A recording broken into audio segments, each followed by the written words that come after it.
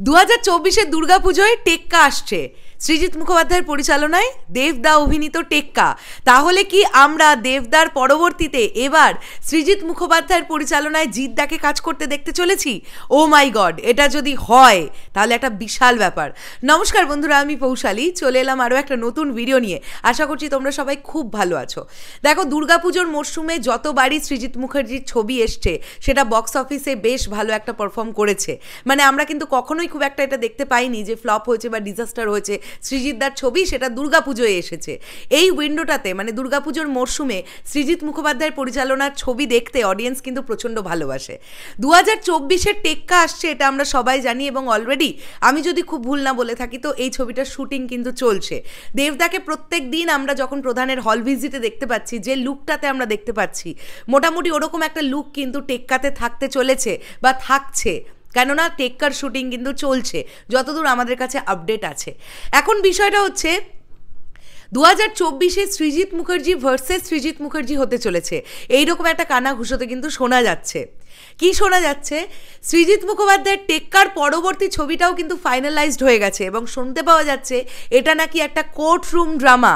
এই সিনেমাটার নাম নাকি হতে পারে মাইন্ড গেম, এমনটাই জানতে পারা যাচ্ছে। এবং আমরা কিছুদিন আগে এটা কানাঘুষো শুনতে পাচ্ছিলাম যে জিদ্দা তিনি একটা কোর্টরুম ড্রামা করবেন বলে ভাবছেন, এরকম একটা কথাবার্তা চলছে। তাহলে কি এটাই সেই ছবিটা?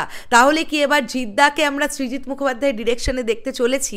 যদিও এটা সম্পূর্ণটাই কিন্তু আমার ধারণা, বা এটা তোমাদের কাছে একটা কোয়েশ্চেন রাখলাম বলে বলতে পারো, এটা আমার মাথায় এলো যখনই কোর্টরুম ড্রামা এই বিষয়টা শুনতে পেলাম, তখনই আমার মাথায় এলো আজ থেকে 2-2.5 মাস আগে এমনটা কিন্তু শুনতে পাওয়া গেছিল যে জিদ্দা একটা কোর্টরুম ড্রামা একটা চিন্তাভাবনা করছেন। আর যদি এটা মিলে যায় তাহলে ভীষণ খুশি হব আমি সৃজিতদার পরিচালনায় যদি জিদ্দাকে দেখতে পাই। সৃজিতদা ভীষণ ভালো একজন পরিচালক এবং জিদ্দা প্রচণ্ড ভালো একজন অভিনেতা।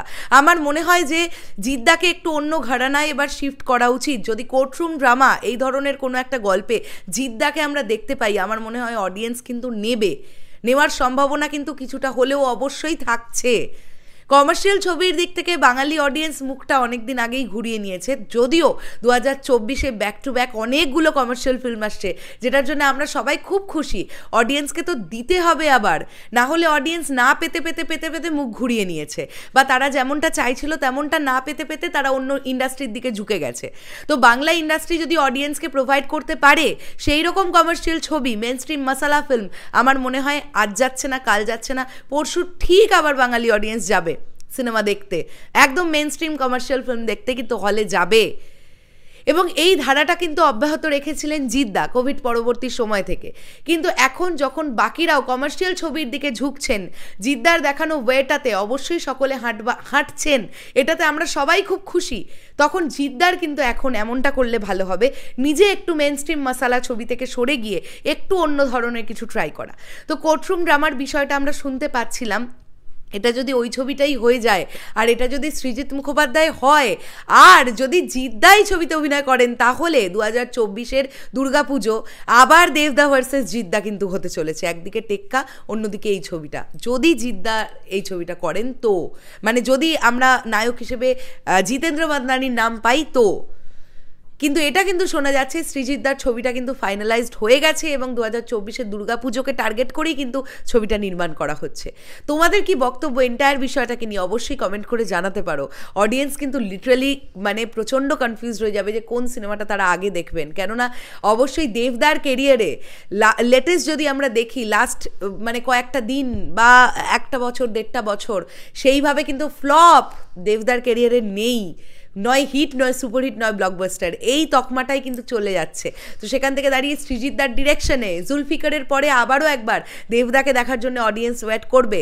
আর তার সঙ্গে সঙ্গে যদি কোর্টরুম ড্রামা বাংলায় হয়, যেটা ডিরেক্টর হিসেবে সৃজিত মুখোপাধ্যায়, সেই ছবিটা নিয়েও কিন্তু অডিয়েন্সের মধ্যে, ক্লাস অডিয়েন্সের মধ্যে উন্মাদনা থাকবে তুঙ্গে। তো দেখা যাক এই ছবিটা কোর্টরুম ড্রামাটাও 2024-এই আসে কিনা, আমরা ধীরে ধীরে হয়তো জানতে পারবো। তবে টেক্কা যে 2024-এর দুর্গাপুজোতেই আসছে, এটা তো আমরা এখন সবাই জেনে গেছি। শেষ করলাম ভিডিওটা, দেখা হচ্ছে আবার খুব শিগগিরই নতুন কোনো ভিডিও নিয়ে। তাহলে এখনের জন্য সকলকে টাটা।